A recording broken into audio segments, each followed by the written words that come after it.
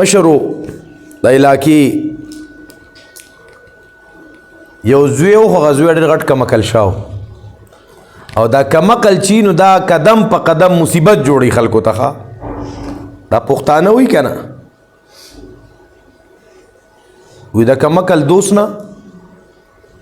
هوښیار دشمن وری داسې وایي که نه هوښیار دشمن هم غوره دی ستا دوست دی خو کمقل دی دا کمقل دوست به تاله څه بوختې جوړوي بیا هغه زوی ډېر کمقل و دا پلار چې دی نو دی وفات کېده د وفات نه مخکې زوی ته څه نصیحتونه وصیتونه کوي زوی ته وایي بچیا د زندګۍ څه پته نه لګي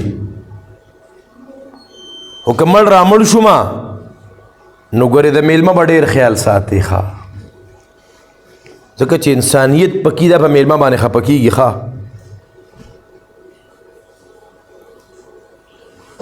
الله اکبر کبیره او دا مونږ نن د فراز صاحب پرویز صاحب دی د دې دا بچي الحمدلله سبقونه وایي علم کوي مونږ په هغه نسبت سره راغلي وو او دونه عزت مونږ د دې قابل نو دا د بچي هغه علم و بیا ستاسو د جومات امام صاحب هغې موږ له دا عزت راکړو په دې ځای کېنولو دا د قدردانو خلکو نښه ده کمقل خلک هغې چاته عزت نه ورکوي نو دې پلار زوی ته وی چې بچې د میلمه به ډېر خیال ساتي یو دا چې کله ته میلمه سره ملاویږي که نه چې تا مخکې خو ښکلې د حیا او د عزت غټې جامې دی چولي ګورې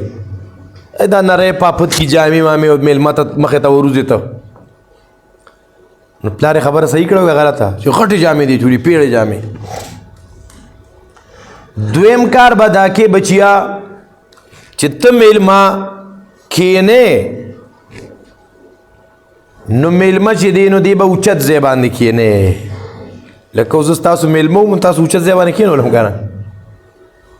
ورته وی میلمه به کوم ځای کښېنې تا توجه شته که نه او دریم کار به دا کوې بچي ته وایي چې میلمه ته سره خبرې کې نو خوږې پستې خبرې به کې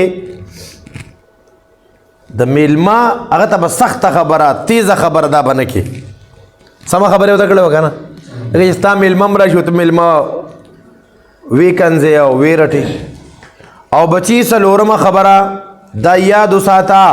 میلمه باندې داسې خوراک کوه اعلی خوراک پې کوه چې تی خپل هم نه کې زوی وی صحیح د پلار مړ شو 2-3 میاشتې بعد میلمه راغی وروډبېدو وروډبېده واړه راله میلمه دی لومبې نصیحت ورته د پلار رایا شو څه ورته ویلي چې میلمه سره میلاویږي غټې جامې اوس دی ګوري یو جوړه بله جوړه د ده په معیار نه برابرېږي خوا کې سکول و هغه سکول کې دا غټ غټ ټاټونه وو اوس سکول کې زیات ته دا کورسۍ مرسۍ پخوا به څنګه چې دا مونږ غټې غټې درې دي که نه داسې پیړ پیړ ټاټونه به اوس هم جوړ شته که نشته هغه ټاټونه د وی دا کپړه لږه غټه ده ښه د ځانه یې دی خوا یو ټاټې په ځان راواچولو د بلې د ځانه تو راتو کو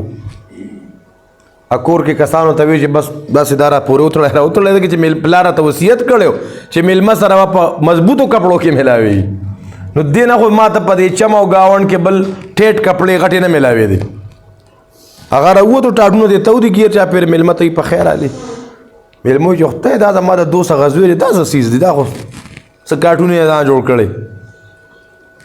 میلمه ګرځئ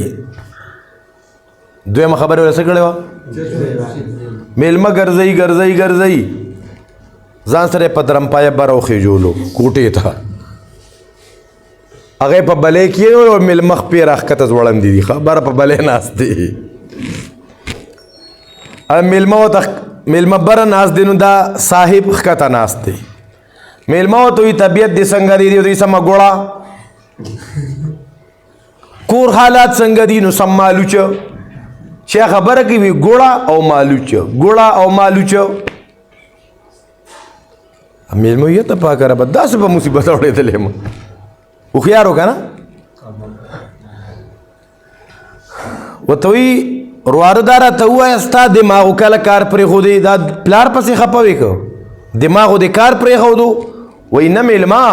دا خو ما له پلار وصیت کړی و لا یو وصیت پکې پاتې م دی ښه کم وایي صبر وکړه ما کسان لګیا کړي تاله کانه تیاروي کانه به خورو ډېره ټیټ کانه ده